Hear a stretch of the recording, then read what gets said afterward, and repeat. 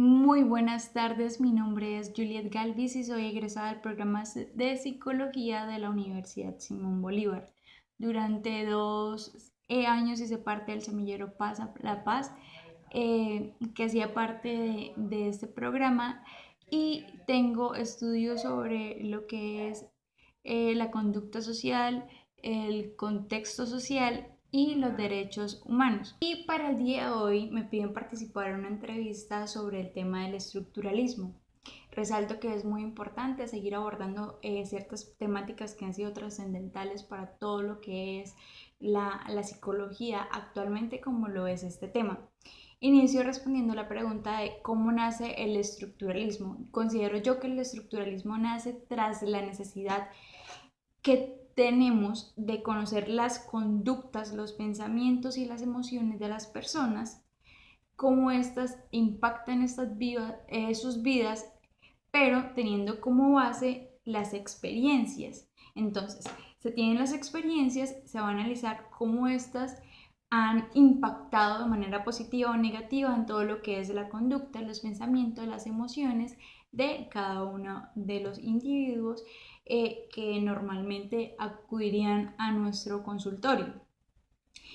La segunda pregunta es, ¿cuáles cree que sean las características más sobresalientes del estructuralismo? Y ahí voy a decir, considero que son 5 características que lo podrían definir perfectamente. La primera de ellas es la experiencia como base de todo lo que es este tema del estructuralismo. Segundo, el autoconocimiento, hasta dónde es capaz de conocerse a un paciente o hasta cuándo es capaz de, de ser consciente de algunas cosas o acontecimientos que han pasado en su vida.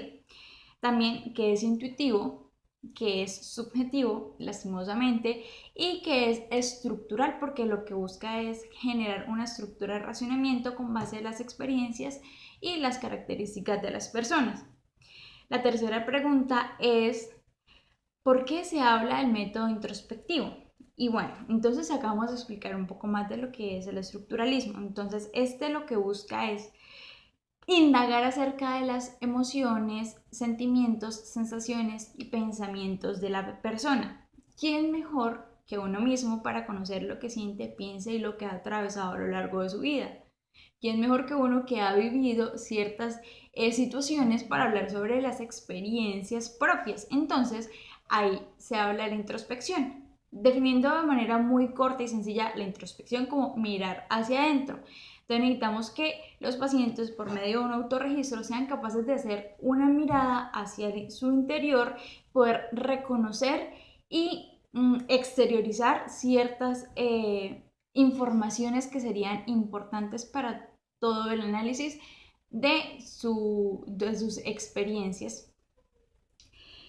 La cuarta pregunta es, ¿quiénes fueron los precursores del estructuralismo? Y ahí podría iniciar mencionando que Gunn es el principal precursor de lo que es el estructuralismo. Este nace en Alemania en el siglo X aproximadamente, pero es llevado a Estados Unidos por medio de Tim Scherner, que es el que realiza las traducciones de las teorías y todo lo que ha realizado Wundt desde Alemania. Wundt es la primera persona en crear un laboratorio experimental en el mundo.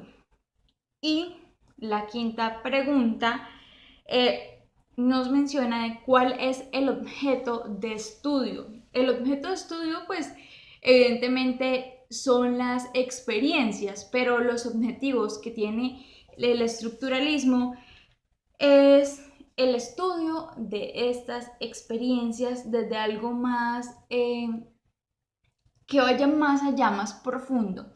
Entonces se hablan de que existen unos elementos o unas experiencias complejas y unas no tan complejas.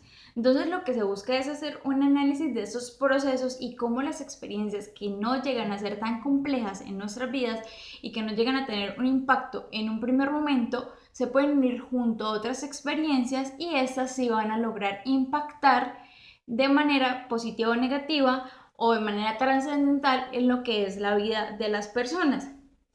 Entonces, también se podría hablar de que esta busca describir y analizar las conexiones que existen dentro de los elementos que tiene una experiencia.